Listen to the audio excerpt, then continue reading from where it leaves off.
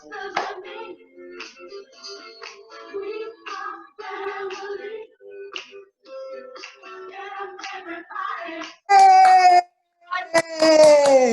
Hey! Hello, it's so lovely to see you all. It's so lovely to have you all here.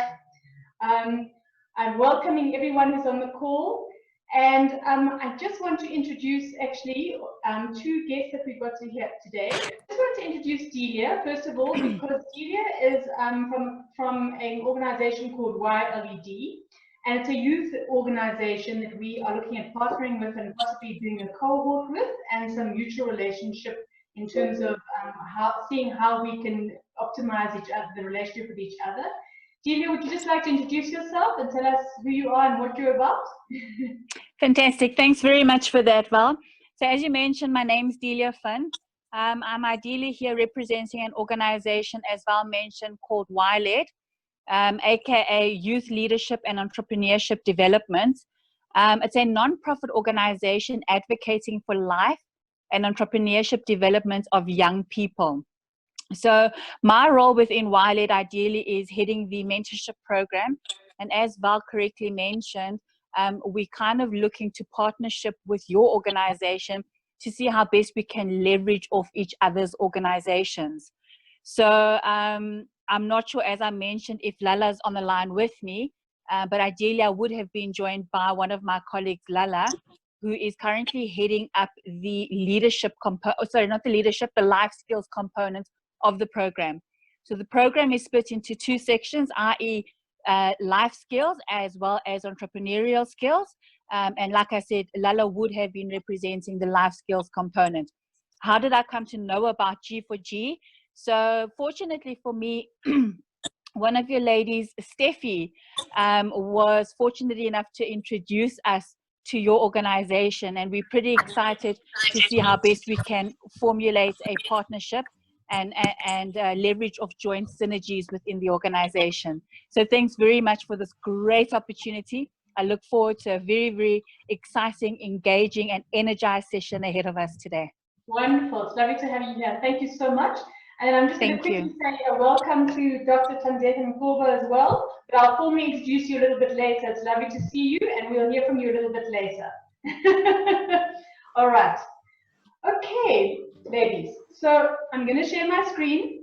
Just get a few slides that I would like to share with you, just in terms of giving you some context to our session today, and then we're going to get straight into our time with the doctor. Just tell me if you can see the screen, please. Can everyone see? Yes, we can. All right, so the plan for the session today is, there we go, is we're going to do the kickoff that we're doing right now. We are then going to go straight into I'm going to give a little bit of context in terms of what the session is about today. We're then going to go into the session with our speaker, Dr. Thandeka Ncgobo. Then we're going to do our circles.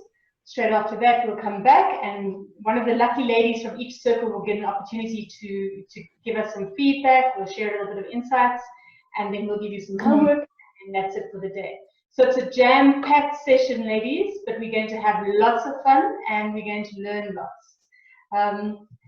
So what is today about? All right, this thing of courageous leadership. If you remember last time, we talked about building trust. Our first session was about building trust.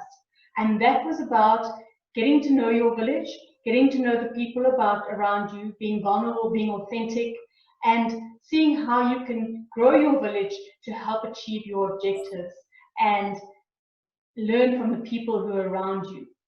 So today is about empowering you as leaders to be leaders, to find the qualities within yourself that will help you exercise leadership and gain confidence to go and do the things that you want to really, really do in your lives. And what I'm going to do now is I'm going to ask, I know that you had some homework to do. I would like to ask if any of the mentees would like to give us an example or tell us about what they learned from the first session first. Is there anyone who would like to give us some feedback from the first session, please? And you know that if you don't volunteer, I'm going to nominate. Anyone?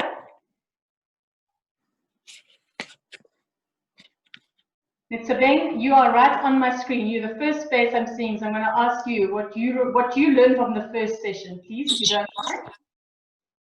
So remember to unmute yourself if you want to say anything, or put up your hand so that you can be selected and Val knows that you want to talk. Mitzabeng?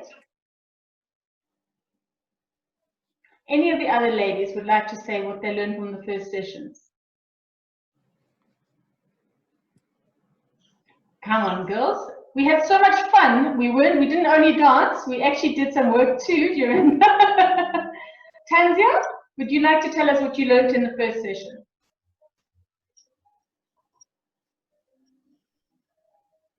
Please unmute yourself. Okay, Val, I'm going to unmute everybody because maybe that's where the problem is coming from, okay? But I'll ask if you're not talking and you've got background noise, switch yourself off. So I'm unmuting everybody, so we might hear a bit of noise now. Okay, so who wants to go? Come, ladies, this is courageous leadership. Go ahead, Tanzia. Good day, everyone. Hello. From last week, well, what I learned is I was able to learn about the different girls that we're working with, or young ladies specifically.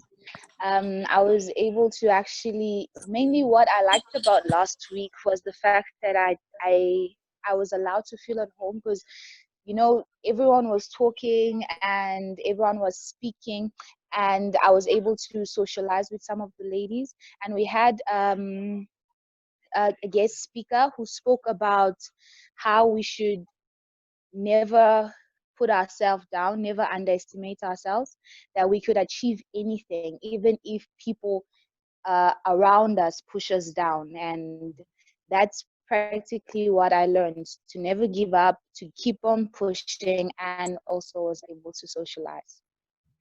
Wow, Tanzia, so nice. Well said. I thought you said that very well.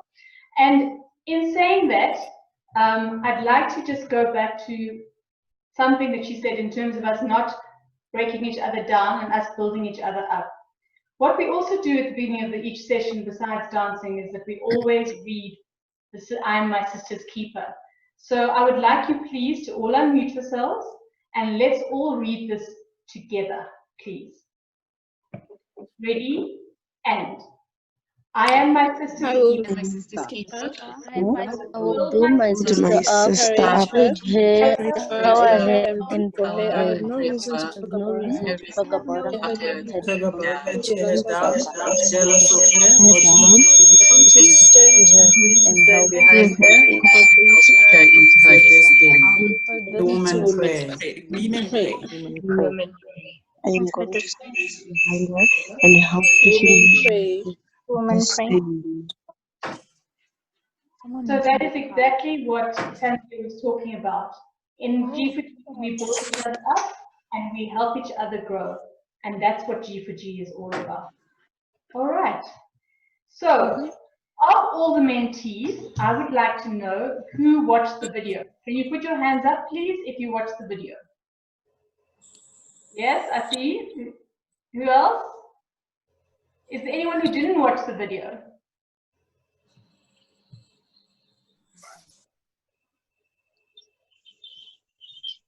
Nice. Okay, we've got a few girls. I guess you'll find out in the circles of who's actually taken in the key points or not.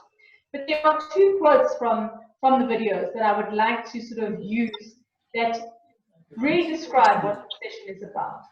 The first thing is about some of the homework that we gave you, which was finding your mission. And Professor Cohen says in the video, make a pact or an ongoing commitment with your stronger self to be or become a courageous leader that accomplishes the mission deep in your heart and deep in your soul. So what she's talking about there is finding the things within yourself that you didn't even know you had. We want you guys to leave this session today feeling like you've found something about yourself that will fundamentally move you in a different direction and find qualities within yourself that you didn't even realize you had. The second thing that she also mentions in the video, or another quote that she also says, is that courageous leaders are individuals who help us overcome the limitations of our own weaknesses and selfishness and laziness and fears, and get us to do harder, better, more important things that we can do on our own. They help us overcome our limitations. So that is one of the reasons why we asked you, ladies, to please identify who your courageous leaders are. And what I would like you to do now is I would like you all to please type in the chat box one of your courageous leaders. I know that I asked you to identify a few. We're going to discuss it more in the circles, but I'd like you to at least identify one of your courageous leaders and explain why. Please, if you would type it in the chat box, one of your courageous leaders and why. Mentors, please also include yours as well. Nice. Michelle Obama, please tell us why Nondumisa. I don't want to know the names only. I want to know why you value them. You always want to know at G4G the why behind the what, not just the name. I want to know why you appreciate them. So is it because they are good speakers? Is it because they are authentic human beings? Is it because they're strong? What is it about these people that really... Professor Nancy, make a pact of ongoing commitment to strong self to become a courageous leader that accomplishes the mission deep heart and keep and deep in soul. I'm still just seeing names. Courageous leader. Please, let's get to that. Can we have some names and some reasons why?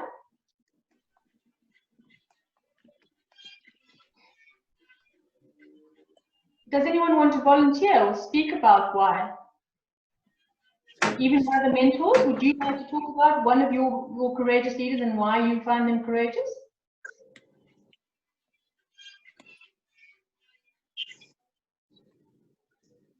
I'm going to nominate again. Samantha, do you want to tell us about one of your courageous leaders and why?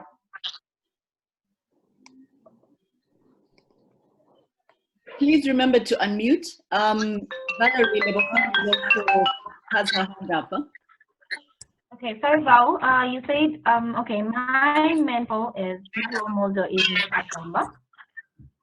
Why I think Michelle Obama is a courageous leader is, despite being brought up in the ghetto, she had to fight. I got a time to listen to a story from 2020 video by Oprah. She shared about how she used to struggle, but she had her support system, her mother and her father, who showed that she could be anything.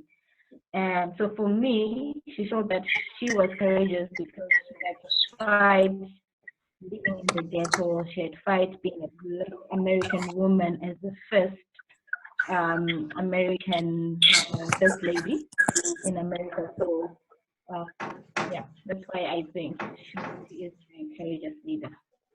Thank you. Thank you, Samantha. Thank you for giving the why behind the what. Thank you.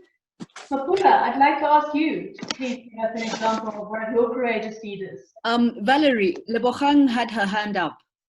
Oh, sorry, I can't see the hands up. Sorry. Lebogang. Yes. Hello, guys. Hello. I'm sorry you can't see me even today. My camera has a problem. I don't know what's going on. No problem. Okay, so I chose Chimamanda Ngozi Adichie. She's from Nigeria. Nice. And why? Yes. She's an African activist and a feminist. And she encouraged. Can you hear me? Yes, carry on. Yes, she's a feminist and an African activist. And what is it about the feminism and the activism that you like? She encourages young girls to think differently of themselves. Nice. She encourages, yes, she's an author as well. she wrote a book called We Should All Be Feminists, whereby she talks about the way the society sees young girls as valueless. They don't have value. They don't have the power to lead. So she wrote the book to encourage girls to lead and think differently of themselves. Beautiful. And that sounds like that's something that you're really interested in, Labafang, is it? Yes, I'm interested in it. And is that something that you would aspire to want to be doing something in one day? Yes, I'd love to draw inspiration to girls from my community to learn, to think differently of themselves, to be encouraged that they can be leaders in the future. Beautiful. Thank you. Wow. Come, ladies, let's give some encouragement for these wonderful answers. Thank you, thank you, thank you. I just want to read from the chat box. Let's see. Nikita says, Melody Mia, because he left home for Johannesburg so that he could be in an environment in which he would see himself achieving his goals. To me, that shows determination, focus, and that he knows what he wants. And he also inspires me. I love that. That's beautiful. Thank you. Kaklejo says, Michelle Obama, she advocates for better education for young girls, and she is very strong as she did not conform to the society standard of beauty, as she was not shaken at all when media criticized her based on her looks. I love your answers, ladies. These are fantastic. Thank you. Faraya says, Maya Angelou. Faraya, do you want to give some more context there on why you like Maya Angelou?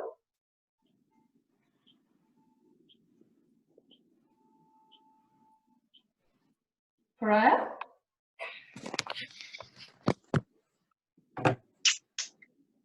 Yes, I'm here.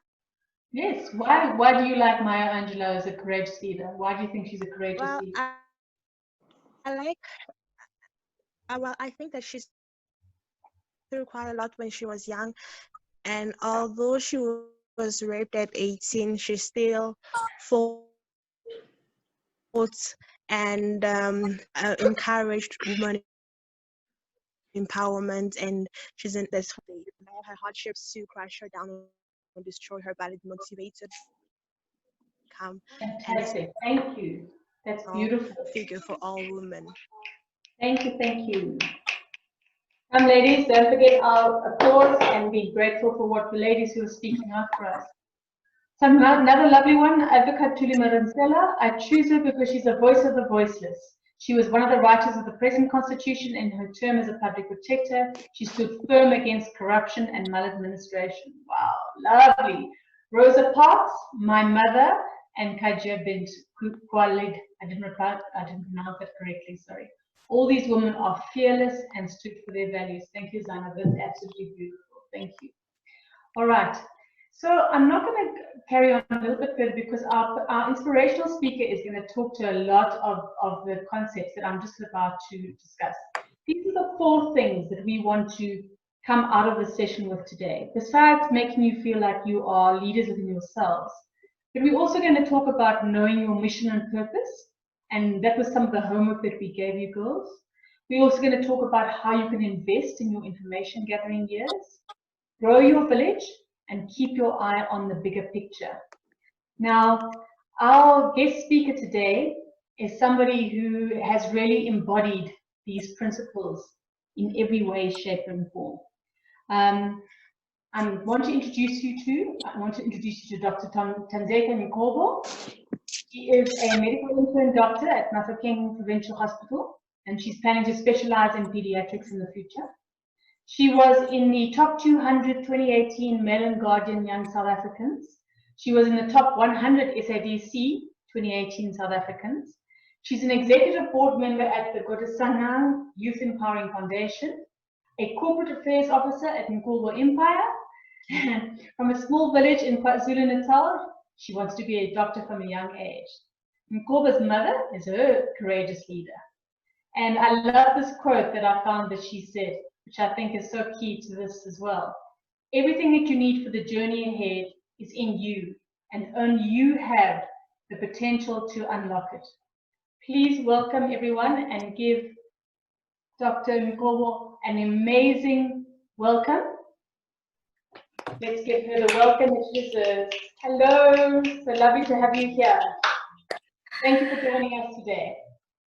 Hello everybody. Hello, well, greetings to everyone. I hope everyone can hear me. Yes, we can. Thank you so much, ladies, for having me. It's such an honor and a privilege. I'm so excited.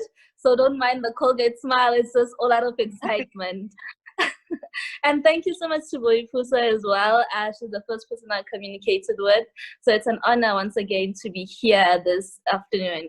So just as well as introduce me, my name is Dr. Thandeka Ncgobo. I am a medical doctor by profession, and I'm 27 years old.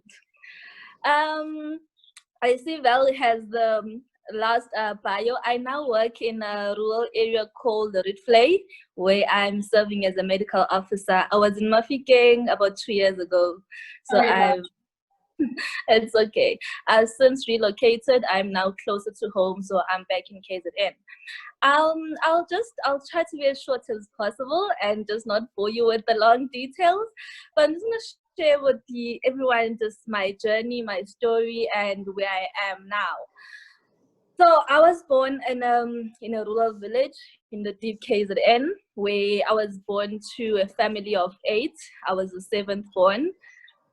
My mom and dad, they've never worked well. As long as I can remember, they were not working. So I wasn't born into a rich family or anything.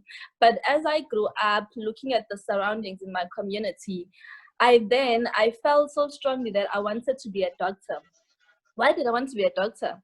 I saw a need in my community, first in the community and in my family.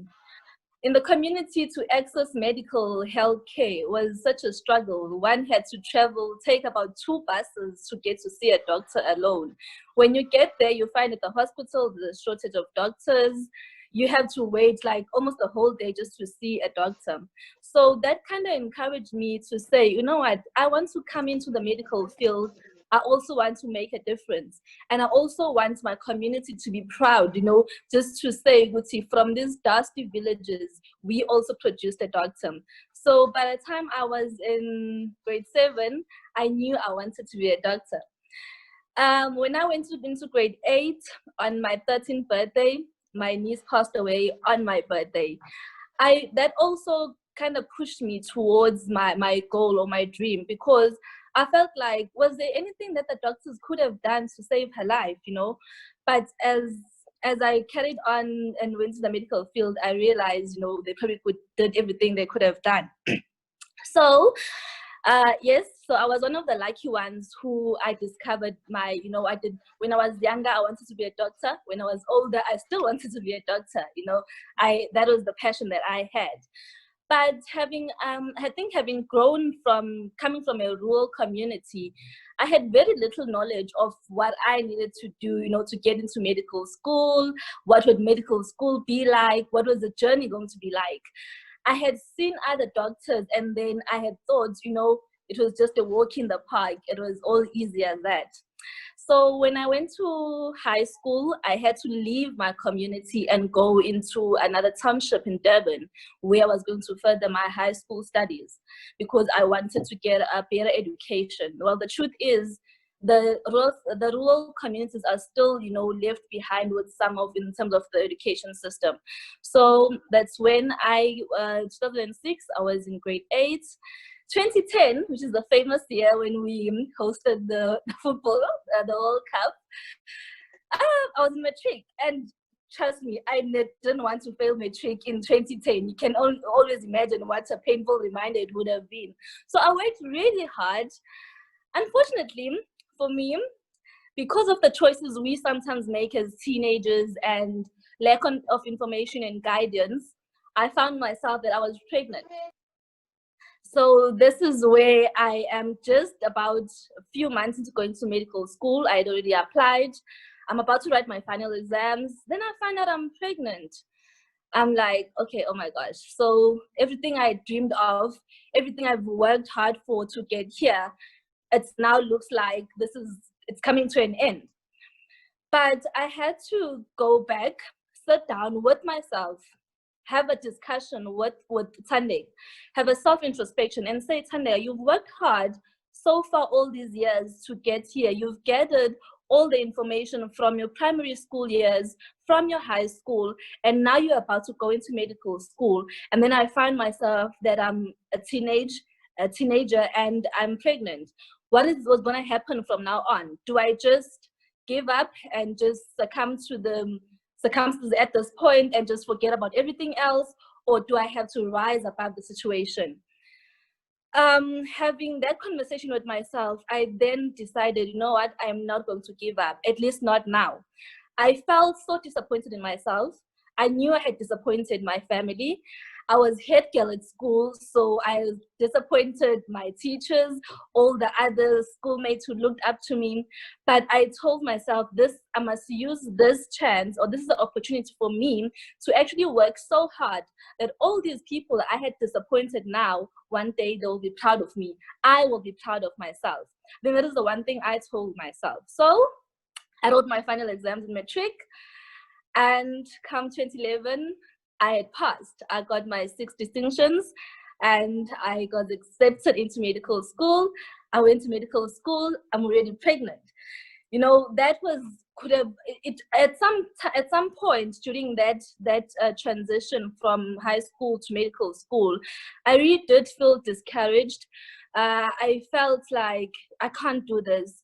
But every time I had to go back to the drawing board to say, this is point A where I was. And now I'm in the middle of getting to the finishing point. So let me not lose focus. Even though maybe some children were pointing at me, oh, look at her, she's pregnant and she's at school, you know.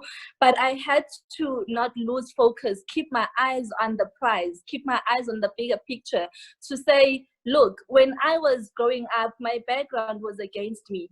Like growing from a big family, everything seemed like it was against me.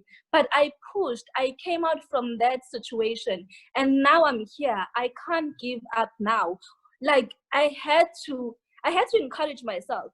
I know it's very good to have people in the surroundings who also encourage you, but sometimes you get to a point where you look around and you feel like there's no one but yourself. And I think it's at that point where you really have to find your emotional strength, look deep inside you and say, you know what, I'm gonna do this. Whether it's with tears in my eyes, whether I'm just, taking one step at a time, but don't lose focus. So that is what I did.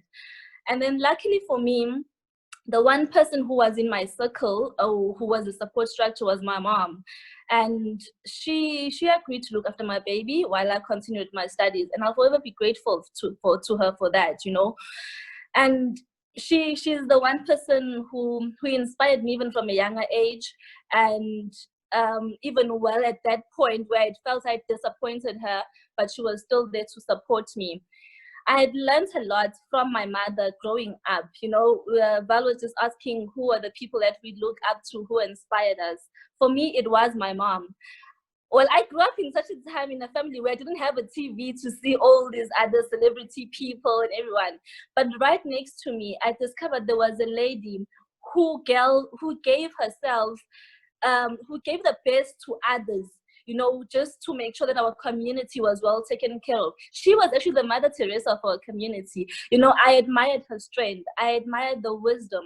Most of the time, my dad was never around while she raised us, but she managed to raise, my brothers and sisters in a way that even when we are older, we are grateful for that. I admired how she would, when they say it takes a village to raise a child, that even the other children from the community, she would mother them. So for me, her compassionate spirit is something I felt that I would need in my journey as becoming a doctor, because I was going to work with different people from different socioeconomic states, from different backgrounds, from different, family, all walks of life. So that is something that I got from her. So yes, she's the one person I looked up to. Medical school was not a walk in the park. Just like I mentioned earlier on, that sometimes we have a purpose or we have a dream, but we don't actually, no one comes back to us and tells us, you're gonna fail. You're going to lose friends. You're going to miss out on family gatherings because this is where you want to go. So for me, you know, part of my journey or going to studying towards my dream was I lost friends. I don't want to lie, because I had to, medical school doesn't require you to be an A student necessarily. It just needed to be a hard worker and just stay focused. So when some of my friends on weekends said, no, we're going to the beach or for a picnic, I was like, guys, I need to study. I need to stay. Until they're like, no, Thandeka is boring. Thandeka is this and that. Thandeka thinks she's better than herself. Oh, well, if they think I'm better than I don't know, than everyone else, maybe there's just something right that I was doing. And because I felt that what I was doing at that time was necessary for me, I had to lose some of the friends. You know, there were family gatherings where I couldn't attend. But, you know, I don't regret any of that, because it helped me and it actually pushed me to work hard, because I did not want that we come after a weekend. Now it's Monday. I'm so stressed because there's assignments I did not finish. There's a module I did not cover. So for me, I knew that it was part of the journey. It was part of what was going to propel me towards my goal. So remember what I said, keep your eyes on the bigger picture. Don't lose focus. You know, but if you have a plan with your life and you know I'm moving from point A to point Z, if along the way there's someone who says, no, forget about point Z, you know, let's go in a different direction, but you'll see that that is not going to take me to where I wanted to. So I need to ignore what comes from the sides and just focus on the dream. But then if I was that young person who did not have a plan about my life, then anyone could have came and said, oh no, let's take a different direction, and I was going to follow them. And somebody else comes and say, take a different direction, and I was going to follow them. At the end of the 6 years, I might have not completed my degree, you know. So I think that was the one important thing for me. I had a plan, and I knew I had to stick to the plan, come rain, come sunshine. So, and what I learned, I think, from being a teenage mother in the pregnancy was that I know most of us say, oh no, it was a mistake, I didn't plan. Fine, some mistakes, even though you don't plan for them, but you're supposed to actually have an idea with the choice I'm making now and the actions I'm going to take. These are the results these are the results I'm going to get out of this, you know. So I had to deal with the results at that point. I had to face it and then say, I was the one who started this, who made this choice. I had a boyfriend, obviously, and then now that I was pregnant. Now these are the results of my actions. I can't blame anyone but myself. But then let me not have a pity party for myself. Let me strive towards excellence. So I think as I'm about to, you know, towards the conclusion of my story, it's just to say, along the way, along the journey, there will be challenges, but you are the one first leader of yourself. And, you know, when we talk about courageous leadership, for me, I look and say, I had to be the leader of my life. I had to, you know, find my mission. And just like in the quotes that Val read, where I said, I believe that everything that we need for the journey, we have it within ourselves. We just need to look inside and, you know, discover your purpose, discover that mission. Because you might not have a person who's going to be there every day to tap you on the back, to push you. You need to be that person. You need to push yourself. So all the challenges, all the odds that I had to, you know, go through, beats to overcome, from growing up, childhood, medical school, and until I qualified as a medical doctor, I realized that had it not been for believing in myself, had I not pushed myself, maybe I would have now looked back and then I would start blaming my mom, blame my friends. But in all honesty, the first person who makes the decision is Thandeka. I was the one who needed to push myself. So yeah, in a nutshell, that is my story. Currently, so I qualified in 2017 as a medical doctor, and I did my internship, I did my ComServe. I'm now a medical officer. I have a permanent post, but because I know that as we never stop learning, I'm still pursuing my studies, and I hope someday soon to specialize as a pediatrician, because I love children. I love children. Also, outside of my medical career, because I'm passionate about community work, you know, uplifting others is something that I'm passionate about. So I don't have an NGO of my own, but then I decided, maybe because of the time when I was in medical school, I was still so busy and at work was busy, let me partner with already existing NGOs. So that is how I partnered with the Dr Thandeka Youth Empowering Foundation. It works across the provinces, where we target mainly the rural communities, where we provide information about career guidance, health education. We bring the much needed information to the youth where they can't have access to, so we bring it to them. So that is what I do when I'm not busy in the hospital giving injections. That is what I do. We help them a lot, especially when they need to apply going into varsity, because most of the time you don't even know which form to fill in, you know, to apply to get to which university. You don't know what are the requirements. So that is what we try to do as Dr Thandeka Youth Empowering Foundation. And my work at Ncgobo Empire, which is another NPO that I work with, that one is a multimedia Afrocentric company. I'm a corporate affairs officer there, so I just manage the image of the company and just to make sure that everything, you know, that we believe in or our core standards, we maintain them. But all in all, I think the most important thing that I would like you girls and everyone else to take out from my life story is to know that it's possible. If you believe in yourself and don't lose focus, don't shift your eyes on the bigger picture. Do not know where you're going. It is possible. If you do encounter stumbling blocks, don't let them discourage you, but use those to step on them and, you know, reach up higher. And, you know, just like Nelson Mandela says, he says, after climbing the first hill, that you realize that there's actually more to climb. Be ready for that. You'd find, oh yes, I've overcome this, only to find it was just the beginning. There's still more that you still need to do. But don't let that discourage you. It is possible. As a female child, as a woman in Africa, in South Africa, you have the power.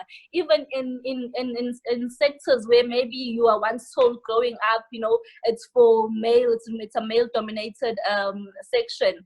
But we have the power inside of us. And remember, sometimes you just have to be your number one cheerleader and just push yourself, and it's doable. Thank you so much.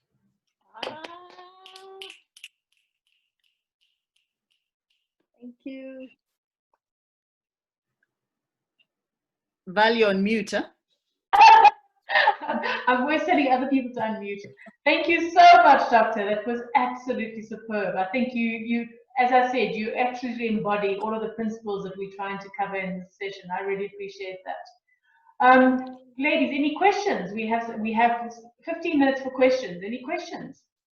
Val, can I? Go ahead, Sephora. The story that you shared is so inspirational, and there's so many aspects that I can relate to. But I just have two questions for you, please.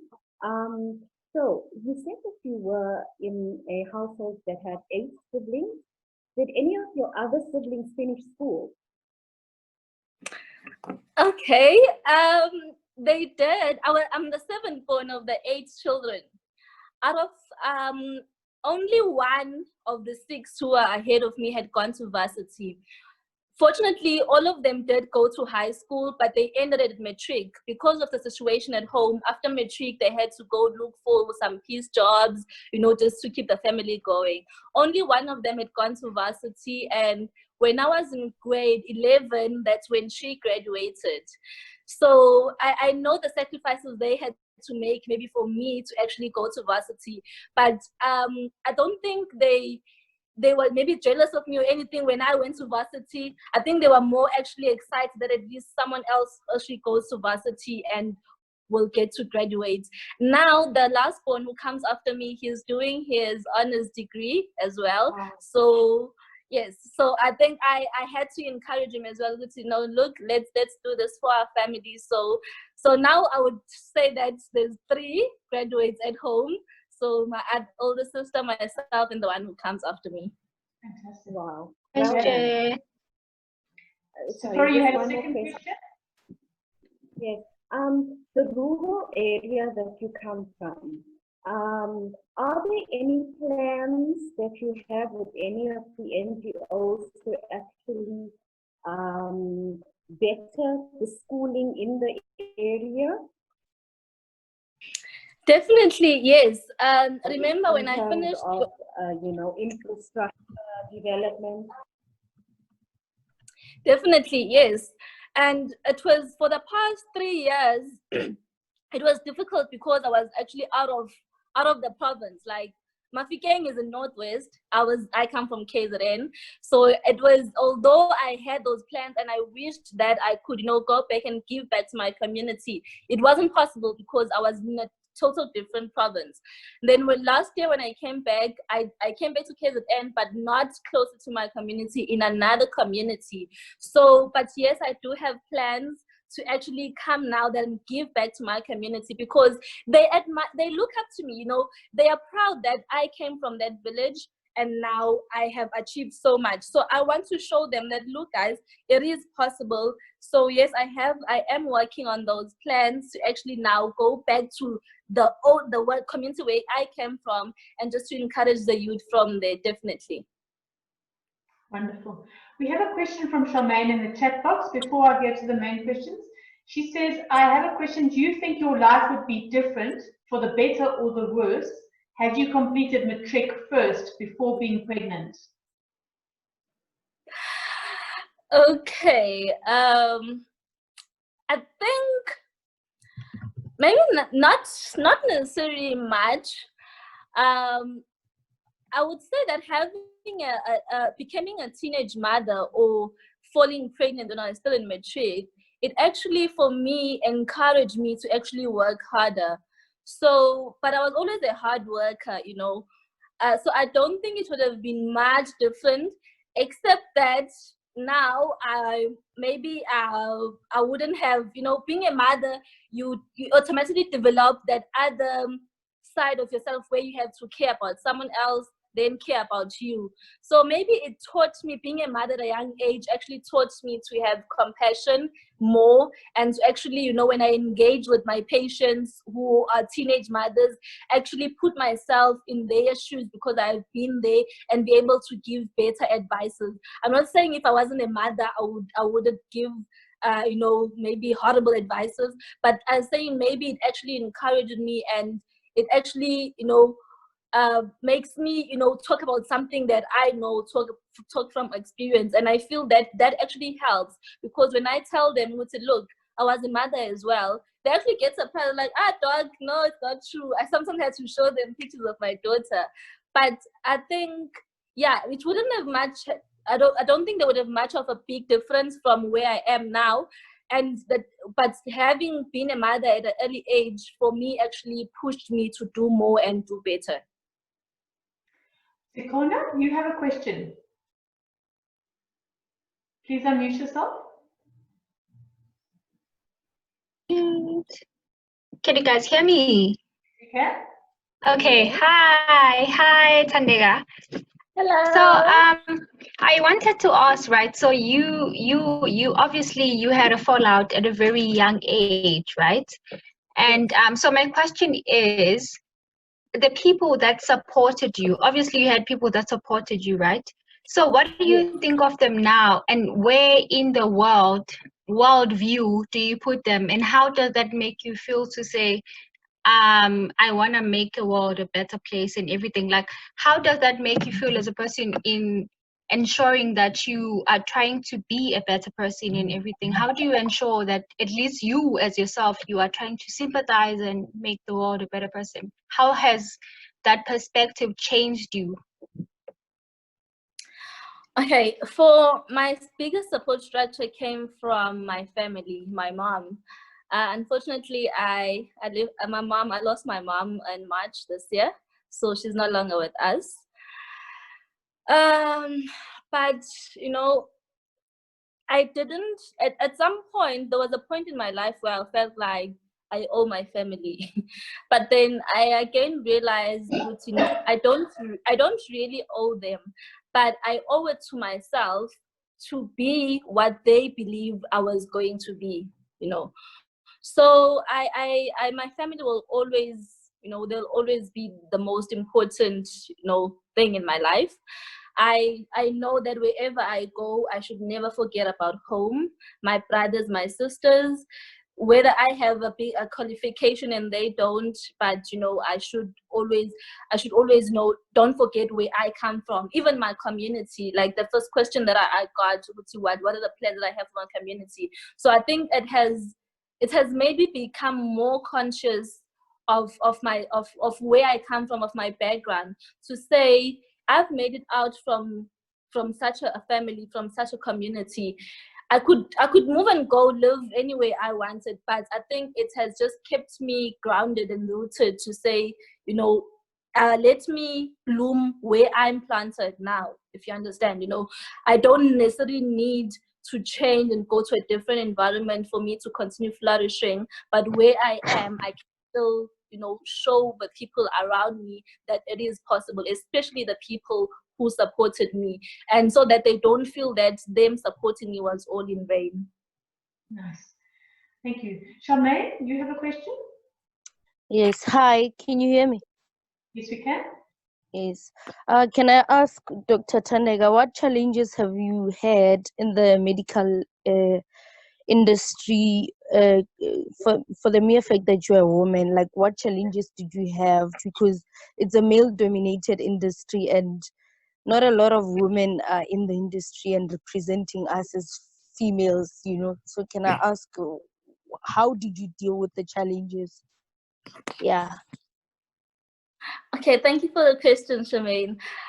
You know, the funny thing, except being a doctor, a female, the fact that I'm a young doctor, you find other patients, especially the elder people, you would come there and they'll be like, "Hi, but this child is a doctor." And I'm like, yes. You know, so I've had circumstances where patients actually refuse to be treated by me because they feel like I'm just a little girl who's around the hospital, but they don't know what I'm doing, until they realize that I'm actually the only doctor that's there, and if they need assistance, they will just need to trust me. So being a young doctor, that's a challenge on its own. Being a female doctor, especially, I've worked in rural areas, the males around there, they still have that. I'm not going to show if they have, you know, a problem with their reproductive system. I'm not going to show this little girl what's wrong with me. I'm not going to say what's wrong with me. I'm going to wait maybe for that old grandpa, you know, with the stethoscope and a white coat. They are the one I'm going to tell my problem to. So you'd find that sometimes you literally have to, you know, try and build that patient trust, build that relationship, maybe even harder than the ones who are older than us and who are males. And even when we work with some of our colleagues, you know, unfortunately, I don't know why, there's always the ratio of female doctors to male doctors is like always very it's always like 1:4 or 1:5. There's always like fewer female doctors. So even with them, we sometimes do encounter that they'll feel like that some procedures they will be able to do better than us. But I think what has helped me is not necessarily wanting to compete with them, but always doing my best and giving my best. And they will automatically see that, you know, Dr. Thandeka is capable of this, and they will change, you know, their perception about me without me having been arrogant or something. But it's just for me to keep believe in myself and just give my best in everything that I do. And, you know, they automatically see that she is capable of doing this. So yes, being a young female doctor, it's not, yes, Mobile, it's true. Like, you let your work speak for yourself. That's what Mobile is saying from the comment box. So you let your work speak for yourself. And I don't get discouraged. I don't get angry at them or, you know, always try to prove a point. I just work and do my work and, you know, let my work speak for myself. Alewani, your question? Hi, Doc. Hi, everyone. So my question is, what gave you the push? I mean, to be where you are today? What was that thing that like gave you the drive? Besides you, or your daughter being your inspiration, what is it? Because it's always the case. Okay, like for example, you made an example whereby you said, your friends would be like, they would say, let's go out, let's go for drinks, but you choose to sit and say, I want to study, and you would make that choice for yourself. What is it? What is that thing that made you say, you know, this is where I want to be, this is what I'm choosing for myself? And sometimes probably you would be very lazy to study, but there was always that thing that probably make you to wake up around 12 to study. You know, what is that thing? I want to hear that. Thanks. Thank you for the question. For me, I think it has, besides my daughter and everything else, it had to be where I come from. I think I mentioned earlier, I wasn't born in a well-off family, so I knew that I didn't want my family to stay or remain the way it was. Having looked at my siblings, you know, where they were at their point, and you know where the opportunity that was given to me, I just told myself, Wuti, for me to be able to change this environment that I am in now, I'm going to have to work maybe twice as much as my other schoolmates or my varsity mates, because just like that, how they always say that your background doesn't define you, and how you start your journey does not necessarily mean it's always how you're going to end it. So for me, I always look back, Wuti, I came from that 2-room house, but I would like, you know, to build a bigger house for my mom one day. So I knew with sleeping, going out with friends who already on their 25th birthdays were given cars. On my 25th birthday, I hardly even had a cake. So no, I think it's where I come from that actually pushed me to say, I don't want to stay here. I want to move from here to a better place. So that actually pushed me as well. Thank you for that. That's a beautiful answer. The last question, unfortunately, because we are a little bit on time, but it's going to be a tough question, I think. What are the challenges that you are facing now in the medical fraternity due to COVID-19? I know we've had some discussions on this. Yeah. Yeah, I hope I don't cry like this. I was crying to Val the other day. Yeah, guys, it's really difficult working through this COVID-19 pandemic. It's sad, it's draining physically, mentally, emotionally. People are dying. The department is trying everything they can. Well, from my perspective of seeing things, they are trying. But as a country, we were never ready for this global pandemic. We were never ready. So it feels like everything they are trying, we feel like they're not doing enough. But the truth is, they are trying. Our hospitals, I work in a public facility. Our hospitals were not designed to have isolation wards for people who have infections that are, you know, contagious, just like how COVID is. So we are struggling with where to put our patients. We are struggling with the fact that when the patients are in the hospitals, their families are not allowed to see them. Families will call every day. They want the updates. Sometimes it's just the same old, like there's no change. When the patient dies, the family still can't bury them in the normal way. And it is so heartbreaking to actually, you know, tell the family that you brought your loved one yesterday, today they are gone. And there's nothing much we could have done because of how rapid, you know, the body deteriorates for some of our patients, especially those who have underlying conditions. And some of them, they actually pass away before we get the results because there's so many specimens that the lab needs to work through. So by the time they die, we actually don't know that it was COVID. and maybe 2-3 days later the results come back. We have to inform the family. Now they're also panicking because everyone needs to come and test. So it's just so draining. We don't have enough resources. The people are dying. We don't have enough, support structures like for our mental health. For us doctors, well, for me personally, I have to go to work in the morning. I have to come back, cry, and tell myself, okay, Thandeka, you still have to do this. Wake up the following morning, find that one of my patients has died, have to inform the family, prepare. It's draining, guys. But I think it's just we need to all get to a point where we realize, this is serious. It's a global pandemic. At some point in our life, it's going to affect every one of us. Let us not see it as something that is far away, because that's where the ignorance starts. When you like, oh no, it's not going to come to my community, it's not going to come to my family. And we just treat it as something that is serious.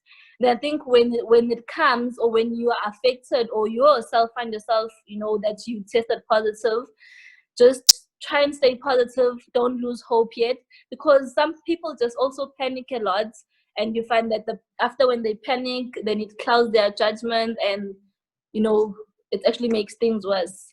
So yes, it is difficult, but we're trying and we trust in God that we'll get over this. If we hold hands together and just hope for the best, we will get through this. I have hope. Wow, Doctor, thank you. Sure.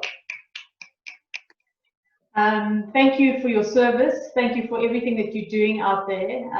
We are all so grateful. I mean, you represent an incredible community of people who are fighting the front line fight for us, So thank you for that. And just know how much we appreciate it. But also thank you for your incredible speech today, and for your time. I know that you have to especially move shifts around so that you could be here today. So we appreciate that commitment as well. So thank you very much. And I hope we see you again at another event in the near future. Thank you so much. Thank you so much, ladies, for listening to me. Thank you for the questions. And I hope to see you when the COVID pandemic is over, and I'll actually fly to wherever you are, and we have a very wonderful time together. Thank you so much, everyone. All right, Thandeka. Thank you. Bye. Enjoy the rest of the session. Thank you. Bye-bye. Wow, that was absolutely phenomenal. Any insights that the ladies would like to share from Thandeka's talk?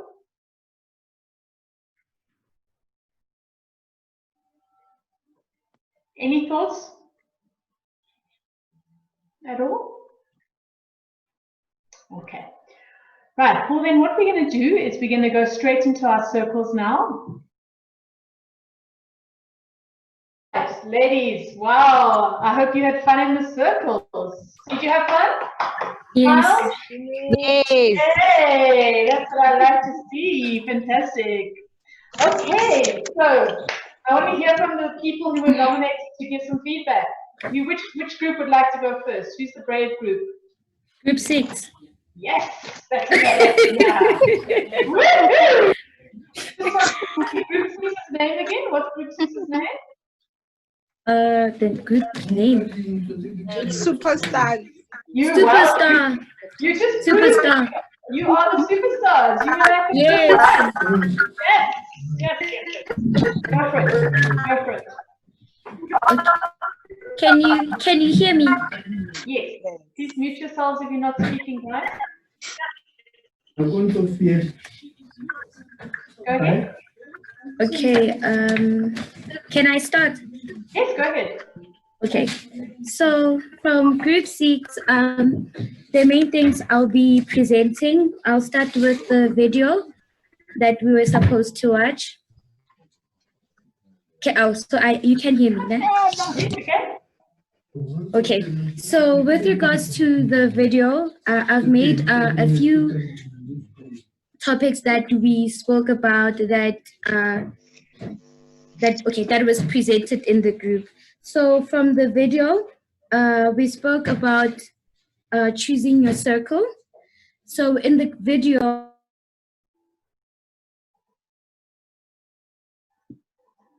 You muted, Nsibeng. You muted. Like someone muted. There you go.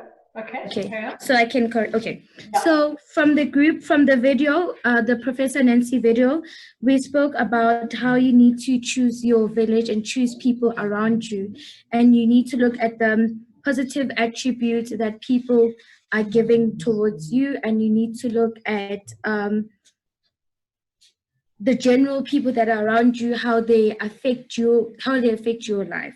So that is the village around you. And secondly, we spoke about finding your mission. So she did mention that we need to find our mission and we need to navigate towards. You muted again, Nsibeng. Sorry. Someone keeps muting. There you go.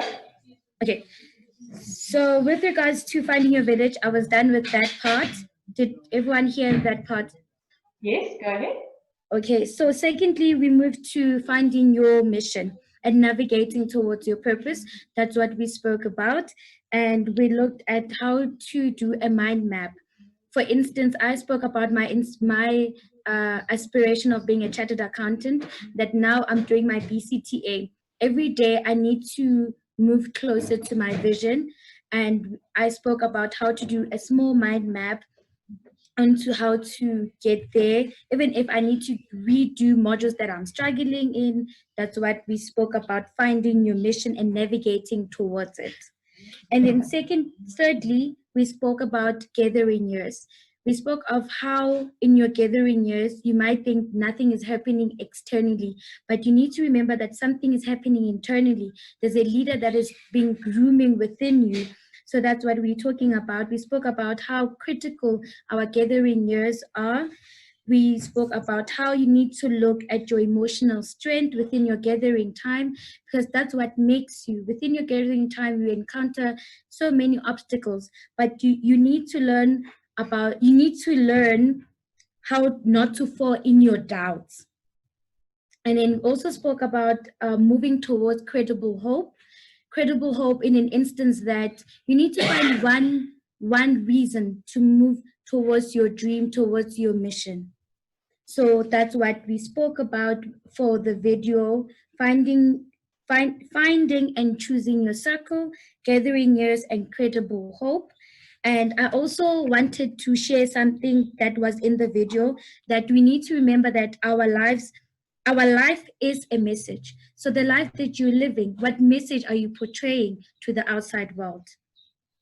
And then with regards to the speaker today, Dr. Ncgobo, from my point of view, we spoke about how she has indirectly brought about generational wealth, generational education, as much as there were only, I think she has a lot of siblings, but within her siblings, she started that generational growth and education within the siblings. So I spoke about that, and in our group we also spoke about adaptability. That even though when she was in matric, she was pregnant, but then she still strived to be a medical doctor. She still persevered. She still felt that she needs to delay her gratification of the things that she needed now, so that at the end she might be the doctor that she is right now. So that's what we took from Dr. Ncgobo.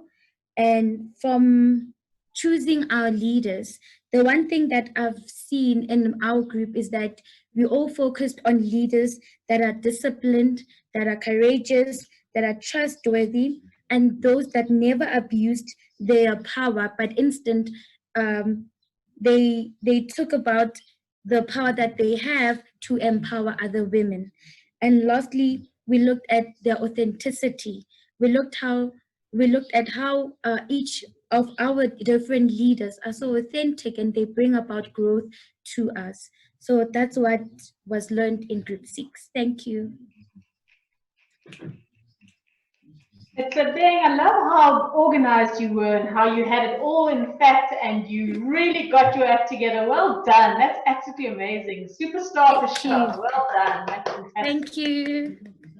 All right. Which group would like to go next? Who's going to be the next stars? I'll go next. Yeah, go, Nondamisu. Thank you. Which group are you from? Thank you. I'm from Unlimited Power Crawl. I love that name. I love that name. Go for it. So we spoke about the vision or mission that Professor Cohen spoke about. I don't want to get into detail about that because Tebeng has already beautifully elaborated on those points. But in pursuing our mission, we spoke about the importance of choosing your village and choosing your village carefully. And in doing so, we looked at the practical ways in which that which can be done, and we considered surrounding yourself with like-minded individuals so that your mission can sort of be fine-tuned and you have accountability partners to ensure that you achieve whatever goal or mission that you have in life. We also spoke about the fact that even though not everyone may support your mission or see your mission, despite them having negative remarks, those can actually be used as developmental areas, things that you can learn from. So it doesn't always, negative remarks don't always go to waste, as well as the fact that we can benefit greatly from negative experiences, from our own personal journeys. And I think that was also a common thread with the leaders that we chose for our homework, such as Zosi Bini, who sort of had unconventional beauty standards, but still was able to take the world stage and sort of be a groundbreaking woman herself, who also highlighted the importance of leadership, as well as your Marie Curie and of course your Oprah Winfrey. We spoke about the criteria as well, lastly, that we should use in selecting our village, which was being surrounded by people who are not afraid to give us constructive criticism, people who add values to our circles, but most importantly, that we should hold ourselves to a standard so that we can model that which we require from others. And yeah, that was it. That's what we did in our circle. Such confidence, such poise. I mean, there's real courage shining through. Beautiful, Nandito. Thank you so much. Wonderful, wonderful. All right, who's going to go next? Group 5 will go next. Yes, Kansani. What is the name of your group? The name of my group is ICE, which stands for Intelligent Creators and Entrepreneurs. So what we talked about in our group, we spoke about 3 things. We had the video discussion. We had a minute discussion on whether leaders are born or made, which was very interesting. And then we had the discussion around the leaders that we look up to. So of the video discussion, what I think we all took the most from the video discussion is finding your vision, obviously the gathering years and our surrounding. What I really liked about the session and what stood out for each and every one of us is the fact that we held each other accountable. So we tried to practicalize the video that we actually watched. We asked each other questions around what is your mission? How far are you? Are you in your gathering years? How much, like, what are your surroundings? Have you changed them and things like that? So it was a very practical and positive session. And then on the discussion on whether leaders are born or leaders are made, it was very, very interesting, but we all agreed that leaders are people that are made. Hence, we all joined the Girls for Girls session. We are trying to make ourselves better leaders as we believe that we are.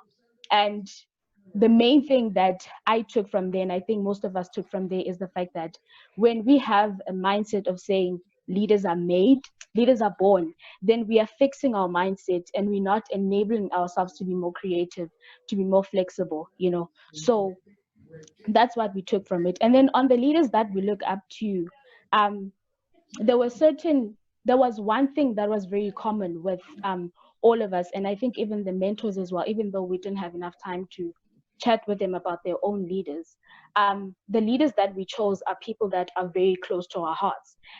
All three of the mentees had their mothers as their leaders, which just goes to say that the people that we can look up to, they're not people that are too far or people that we can't see or touch. Most of them, they are people that we know. And in all of our leaders, a main character that we had seen in all of them is a character of resilience. And before we started the discussion, we did not only fix ourselves to the video, but also tried to see from our leaders what can we also take from them. And I think one of the biggest intakes is that leaders are people that are resilient. Like our speaker, she was resilient, and through everything that she went through, she became resilient. And we tackled insecurities, as one of our mentees mentioned that she had insecurities issues, being shy and things like that.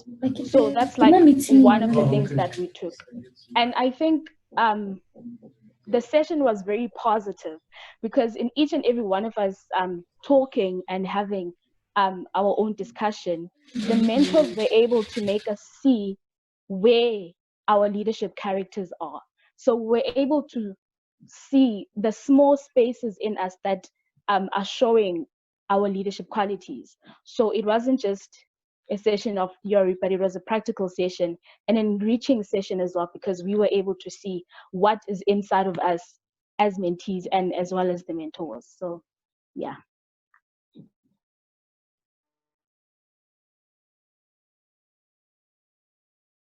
Okay, I think Val is out.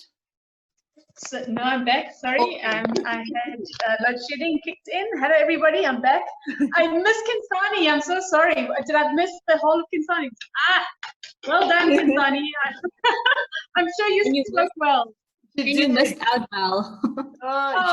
Val will watch the video, but she spoke very beautifully and eloquently. Well done, beautifully.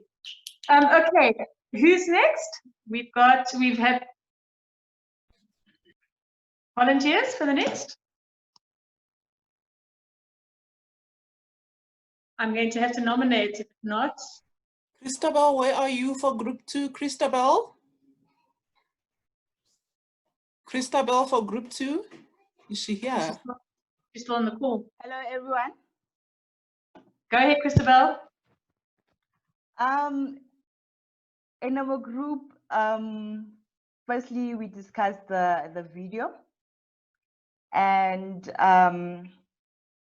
the main things that we spoke about, it was finding and knowing your mission.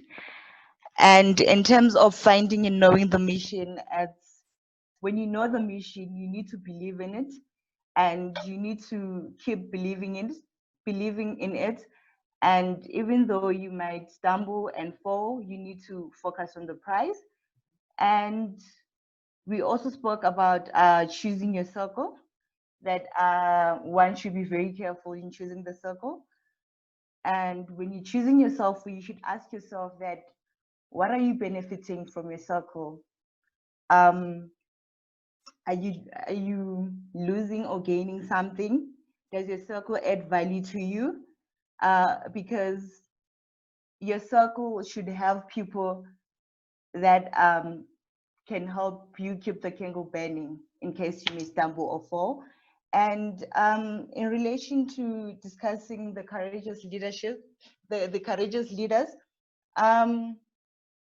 we all spoke about people that we know, people that are close to us. And in our group, majority of the mentees were not there because of the poor network issues and load shedding. So we came to a conclusion that we're going to proceed with the discussion on WhatsApp after the session. Fabulous. Is that all? Yes. Well done. Thank you so much. Great job. Okay, I think we've had 4 groups go. Who's next? Okay, hi. Hello. I've been raising my hand, but I'm not sure if you could see it, but it's okay. I'm so sorry. It's okay. Under group 1. And your name and the name is? And then female prejudice. Nice. Okay. So my group and we first talked about our own missions, basically, and then we then spoke of the 4 principles regarding the video, and then we looked at knowing your mission, which it was more practical because we were linking our own stories, our own leaders, I mean the leaders that we chose, and our own mission to the principles. So we all had different different courageous leaders, and in most of the members had like different people.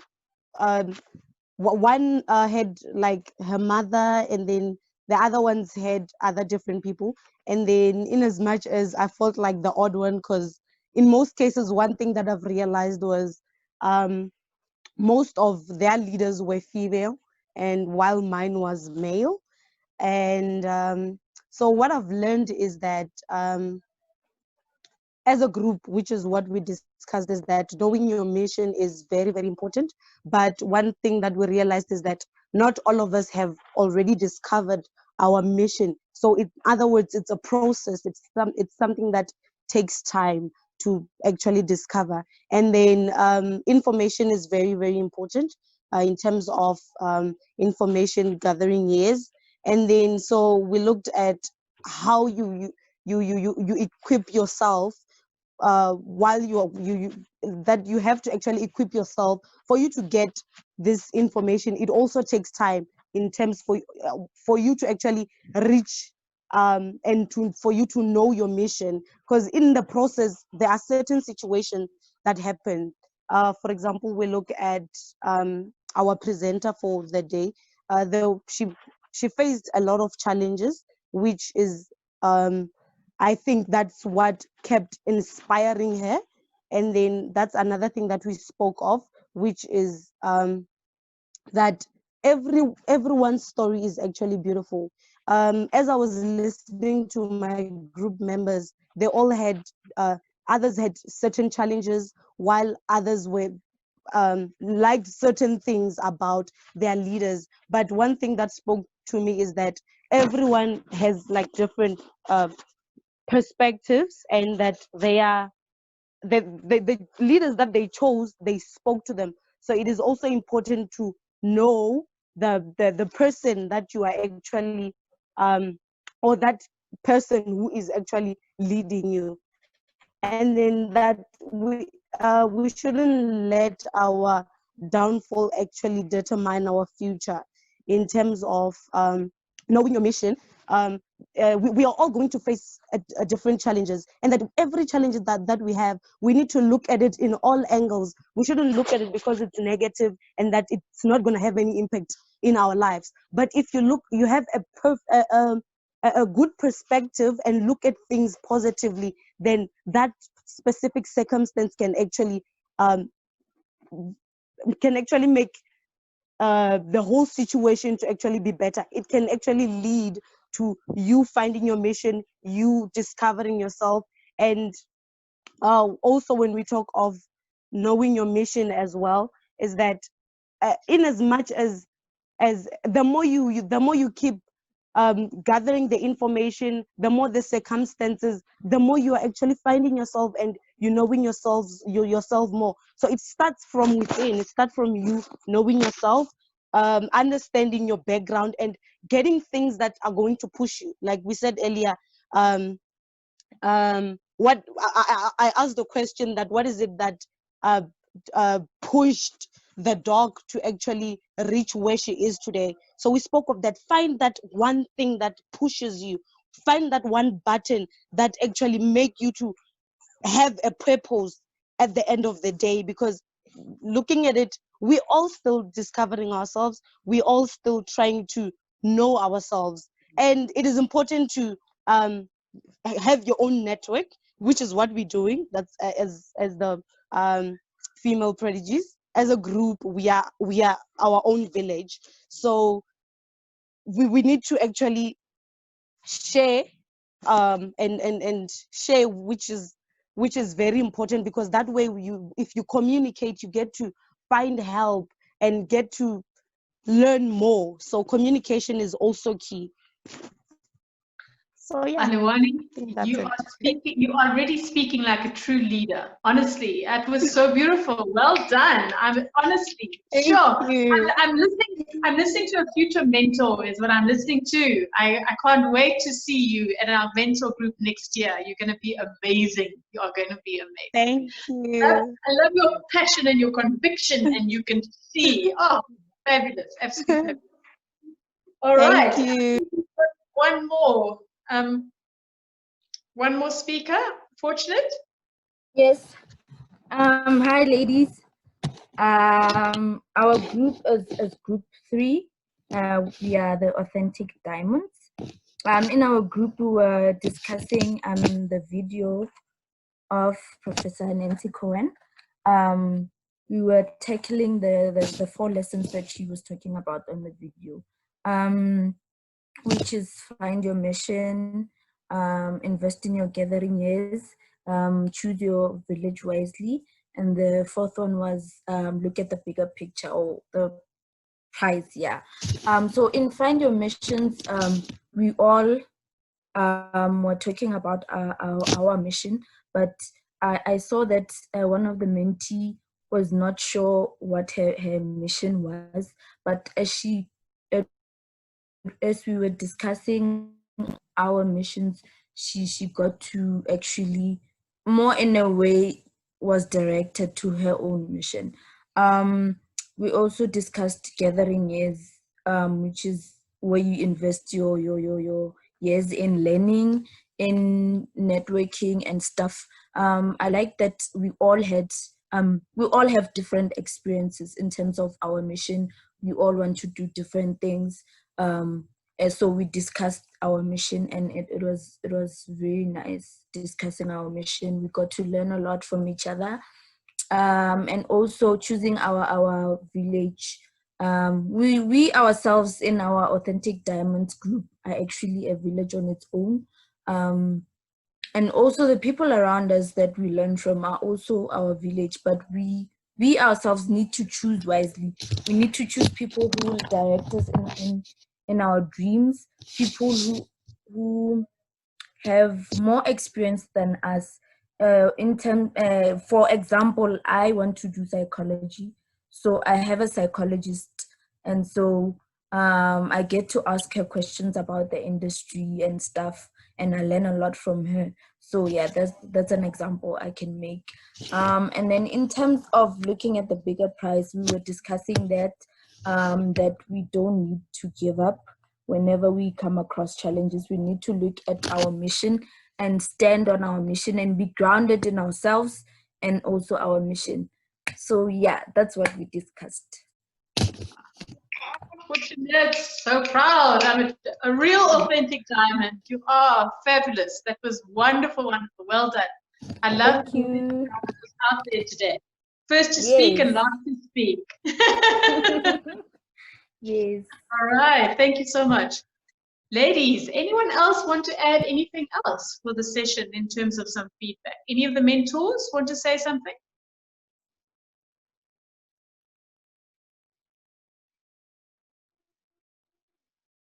Any other the mentees want to add anything? See, I'd like to add something.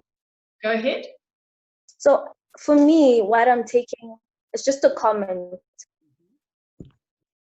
What I'm taking out of the session and from the video is that I constantly have the idea that I have to have it all figured out. I have to have a clear-cut plan, and I don't. I'm in my gathering years, and this is the time where I plan the plan. I actually gather information for me to have so that I can get to my vision, or get to my mission. I don't have to have it all figured out, and that's okay. It's okay to learn. It's okay to grow. So I think I shouldn't be so hard on myself as I've always been in the past, because I'm currently in my gathering years, and it's okay to stumble. It's okay to make mistakes. Yeah, so I just wanted to make that comment, that this is the biggest lesson I'm taking from today's session. Alice, you've hit the nail right on the head. You've actually summed it up. Everyone has a different path and a different journey. And it's just about finding those things that you are really passionate about, clicking into them, and then seeing how you can improve them, how you can grow them, and then eventually it all comes together, using your village, using the knowledge gathering. So well done. I think you summed it up so well. Does anybody else want to say something? Valerie, can I add to that? Yes. Sometimes there's a misunderstanding that thinks it's chronological, that you identify your mission, invest in information gathering years, you build a village. Your investing in information gathering years never stops. For the simple reason that your mission is continuously being refined. Okay? So for you to continuously refine what it is that you want to do, you always continuously have to be analyzing information. It might be reading, it might be networking with the right people, it might be joining certain clubs and things like that. And at the same time, your village is also adjusting. Maybe in the beginning, you need more technical advice. Someone, for example, has talked about she wants to be a psychologist, so that's who she brings into her life. But what happens when she becomes a psychologist? Maybe now her need becomes bigger. Just like the doctor said to us, in the beginning, it was to become a medical doctor. But then she saw a bigger mission in her life where she was, okay, I'm now a medical doctor, but now I want to have a bigger impact. I want to join, I think she talked about an NGO that services the community. So what does it mean? Her village is probably going to shift. The information that she's gathering is also going to shift. So Alice, don't only be hard on you. Don't ever be hard on yourself about not having figured it out, because guess what?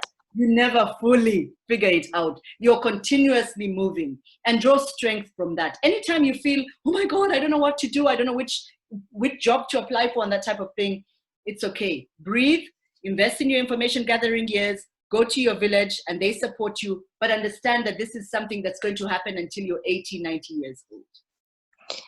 And Rita, can I just add there? I mean, I think what you need, what we are all here, but all the females on this call are ambitious females. The downside of ambition is sometimes you're very hard on yourself when things don't go according to plan, and you're very hard on yourselves in setting expectations and by X amount of time having to achieve certain things. So I think that's from my personal journey. I think the biggest lesson for me has kindness to myself first, that when I don't reach certain thing according to a plan that I've got in my head, also just being cognizant of the fact that my ambition is also sometimes setting an expectation that's resulting in me being too hard on myself. So like Rita says, just treat yourself with kindness. Absolutely. Well said, Nabila. Anybody want to add to that? There are 3 hands up, Mikenso, Shemaine, and Aluwani. Okay, please go ahead, ladies. Sorry, I can't see the hands on my phone. Sorry, carry on. Mikenso? Okay. Yeah. I wanted to say that from the lesson today, I've realized that discipline and hard work are very essential in your journey. Like, you cannot only discover your purpose and then stop there. You need to put in the work. You need to be dedicated. You need to be disciplined in order to achieve your goals. And I've also realized that leaders are everywhere. You don't necessarily have to find someone who's a celebrity or someone who's dominant in some other field. Find the people that you can relate to, people who relate to your purpose. Things that are much more attainable to you are going to be helpful in discovering your leaders. And also that in your gathering years, you're going to encounter a lot of things. Some of the things are going to be good. Some of the things are going to need you to redirect your purpose and are going to need you to redirect your energies, and in the way you're going to lose people, you're going to gain more people. But all in all, you need to be disciplined and be able to adapt. Thank you. Wow, such a good response. Thank you. That's beautiful point, Kenzo. Who's next? Charmaine, and then Aluwani. Yes. I would like to comment on what who said. Sorry, I can't remember who. Don't worry. Previously, for Mackenzie. Yeah, is it Mackenzie? Yeah, I think it's Mackenzie. I'd also like to add on the fact that it's important that in our gathering years, don't compare ourselves to other people, because people tend to put you down, and they don't see what energy it took from you to start something compared to another person. They're like, but this person has already started something and you just did a little small thing. So I think it's important for us to remember as well, you can't find your own mission. You don't have to beat yourself up because another person is already on her 10th point or list of her mission. You just have to know where you are going in your life and where you want to be. So it's all a matter about who you are and knowing yourself and knowing what you want in your life. Stop comparing yourself to other people and how other people want to live their lives, because where God is taking you is not where God is taking the next person, and vice versa. Yeah, that's what I wanted to say. So Thandeka, that's such a good point, Charmaine. Thandeka actually described that so well. I mean, she was talking about because of the teenage pregnancy, she was facing all this negativity from her, from friends and family. She was head girl. There was all these things that she had to deal with in terms of people trying to shame her about what she was going through. And yet she ignored it. Even the people trying to distract her while she was studying, she ignored it. She kept her eye on the big picture because that's what she wanted regardless. And I mean, she explained that story so well. So exactly what you're saying. Don't. Your journey is your own, and that's all that. Okay, and there was one more person, Luani. I think you wanted to go again. Okay. I think it is important that we understand that there's certain things that we cannot control. Like there are certain circumstances or certain situation that can come into your life, and you won't be able to control it. So rather you focus on what you can control and invest on that. So yeah, I think that's the most important thing. There are just certain things that we cannot control, and it's important to focus and invest on things that you can control. Thank you. Could I comment on that? Yes. It's about influence. You're talking about influence, and there's a famous drawing. I'll actually share it with Oratile to put on your group. The circle of influence, and then the circle of yes. Okay. So we need to be proactive. I don't know, I think something is wrong with my network. Because everything just suddenly stopped. So I think that the big take home should be this. Focus first on the limited field that you have. Excel. Do as best as you can. Okay? Build yourself up to a position whereby people want to affiliate with you. Or, for example, the mentee who had said, I want to be a psychologist. There are many things you might want to do. You might want to become the leading psychologist who does groundbreaking work. But before you get there, like we said, be gentle with yourself. First focus. Focus on becoming an excellent psychologist. When you become an excellent psychologist, guess what? Your influence then begins to grow. People want to be with you. Opportunities begin to open for you. When that happens, your influence grows into the circle of concern to the extent that you become extremely influential. Now, the mistake a lot of people make, especially in your generation, my daughter is not here. She always says to me, stop judging the millennials. But the truth, people want to rush. And we keep on saying to you, take it easy. Just like, I can't remember, I think it's Charmaine who said, people are on their different paths. So first be excellent. Focus on your circle where you have influence. And as you do that, you then begin to have influence. In fact, you gain power. okay? And then you begin to have a bigger effect. So just keep that in mind, and I'll make sure that that is shared in your mentee circle. It's a very powerful way of thinking. Anytime you feel overwhelmed, go back to your circle of influence. Don't worry about the additional noise. Focus, get your energies in that direction, and then you will see it begin to expand. Maybe if I can just add on to that, Rita. You know what? I think sometimes many of us fear to fail, and that's something that we should keep in mind. Don't fear failing, because sometimes failure is the first attempt in learning. So show up for yourself, get up after failing, and we've picked up the, you know, the quality of resilience coming through in a lot of the leaders that we are exposed to, whether they are relatively close to us, like our parents, or even anyone else. I mean, take for example, Dr. Thandeka, you know, the get up and go. That get up and go attitude and quality is very, very important. So don't fear when you fail or when you stumble, because I think that that just makes people so much stronger in achieving what they set out for themselves. So well said, Zainab. So well said. Thank you. All right, ladies, I'm going to finish off there for the day. I think that was a beautiful way to end off the session with what Rita's words and Zainab's words. Thank you so much. I just want to say, in terms of, I need to just go through quickly what the homework is for next week. And there's some work that we need to do for next week, girls. And the next session is called The Art of Communication. This is a really, really important session. We say this about every session just because we believe that Girls for Girls is an important session overall. But this is also one of those sessions where you get to show what you've learned to date. And so what we need you to prepare for next time is we want you to go and research what makes a good speech. And how you do that is that you watch some speeches. Watch some speeches by very well-known people, people like Lupito, people like Michelle Obama, Beyonce. Find those people who you see as your courageous leaders and watch some of the speeches that they make and see how they get their message across. And then what you need to do is you need to prepare a 2-minute speech in a way that about something that you feel passionate about or something that you care about deeply.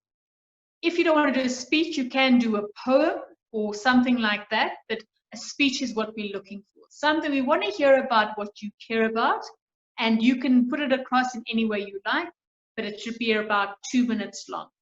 So you will be asked to stand up and present it. This is part of growing that courageous leadership backbone and actually standing up and speaking for yourself.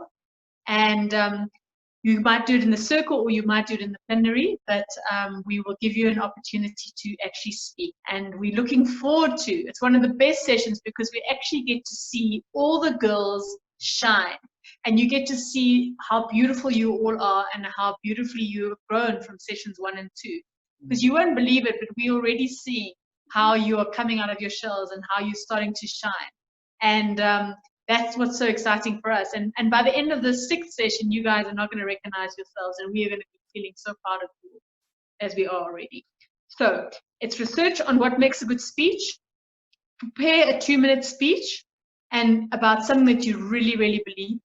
Over the next week, 2 weeks, the ladies your mentors will probably share some speeches on your circles. So try and watch them if you can. I think the more you watch them and you see how people speak and what they do to speak, present themselves, it will help you a lot. And that is basically it. Rita, is anything else you would like to add? Boipuso? Boipuso, would you like to say anything? Yes. No, I just want to say thank you, everyone, for being here, despite the difficulties that we have had. But I just want to emphasize one thing to say for mentees. There's a lot of work that goes behind the scenes before we have sessions. And we must say thank you to Uradile, because I think she normally, gets the team going to say, we need to register, we need to do this. But also remember, there are also people donating the data that we are sending to you. So we would really appreciate it that when you register, if there are no issues like, the uncontrollables, like your electricity and what, make it a point that you attend. And if you can't, let us know in time so that the data can go to somebody else who will be on the session. And it's not going to be easy because we will be saying, because you got the data, the next session, you will have to fund yourself. Because as much as we are saying we are here for you, we are also expecting that you also give some. So for us, being here in the session, participating, it's saying you are appreciating the work that we are doing and you are taking it serious. So we understand if it's issues of electricity and things like that are out of our control, like Alwani said, but we will really, really, really appreciate it that at the end of session 6, we have all of you graduating. Because what's going to happen is that we count how many times you have participated and for how long you participated. So at 5 or so, session 6, I would say if you can, all of them. But if you can't, at least miss one. Because as we are saying, it's a building block. When we start, we normally say from previous one, this is what we do. And now we are adding to that.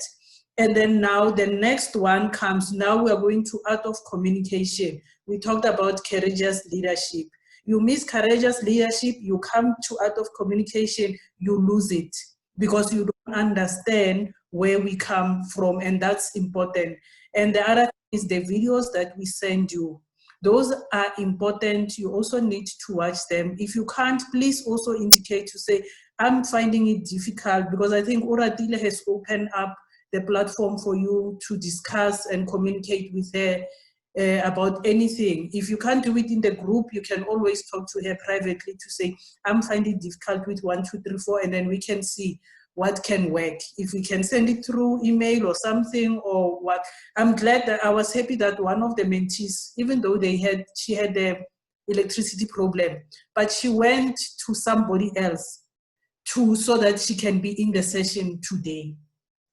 So the effort that she took, I really appreciated that. She said, I went out and charged my phone somewhere, or I decided to go somewhere else to go and sit in so that I can be in the session. And that's what we are asking from you, the dedication, the commitment, and making sure that we appreciate the work that the mentors are doing for us, because they have put aside many things in their lives for us. So we just need to show them that appreciation, to say we appreciate by being present in these sessions. And present means physically being here and also participating in the sessions and letting us know in time that I can't make it because of 1, 2, 3, 4, so that we know. So Mam Rita was struggling also trying to get mentees to groups. It's because we all knew that everybody was going to be here, and she allocated us in those groups. Now you go to a group, you only find one mentee, and it's already late. It's difficult for her to maneuver and move people around. So if you can stick to those, I think we will have the next 4 sessions.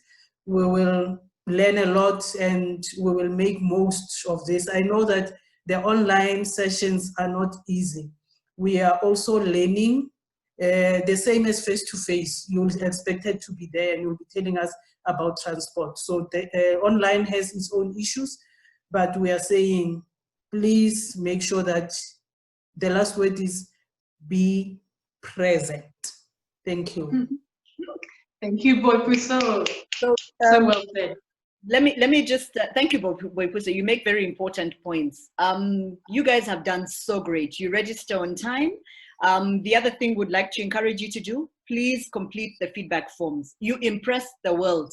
We have never seen feedback come from mentees so fast and so complete. we actually shared it with the Africa group, with the global group and the Africa group, right, Val? To say, yes, this is UJ. And everyone said, what do you do to those girls? And we just thought, such a special group. So now they're waiting to see. Please don't let us down. Don't go from 100% to 20%. We want to see you guys respond. The feedback is valuable. It helps us improve our service delivery. That's one. Two is that next week, Friday, we're having a webinar. Kind of like Zoom, but you won't be able to see everyone. It's really going to be about 3 very powerful speakers who are going to come and talk to us about a very important subject, that is gender-based violence. Today we have talked about village. Today we have talked about investing in information gathering years. This is how you gather information, by spending time with like-minded people who have a common interest. I think all of us sitting in this room today, none of us is far from that. It can happen to us. It can happen to people around us. Don't you want to empower yourselves with knowledge and things like that? So these are some of the extra activities we organize for us to build our knowledge and to hear what other women are saying. So I believe you've received the invitation. If you can, please sign up. You will come and be now with other mentors. We have over 100 mentors in G4G South Africa. You're just seeing a few over here. And you have sisters, the former UJ mentees, as well as people from, you know, the other groups, Athlone Girls, Westbury High. So it's going to be a beautiful coming together. There'll probably be a couple of visitors, like from one of our founders, Alan might be there, from Uganda, people from Zambia and things like that. So it's a great opportunity for you to come and hear what women talk about, how they talk about it. You'll get a really good level of exposure. So hopefully we get to see you. I think on my part, thank you so much. You make me so proud. I can't even express it enough. Thank you so much, Val. Over to you.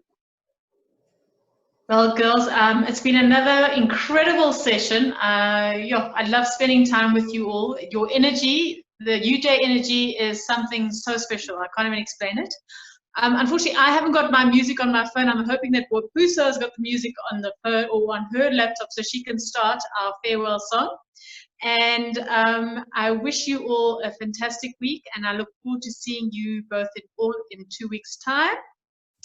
And please don't forget your speeches. We're looking forward to hearing them. And go and be leaders, ladies. Go forth and be leaders. Love you lots. Bye-bye. Bye-bye.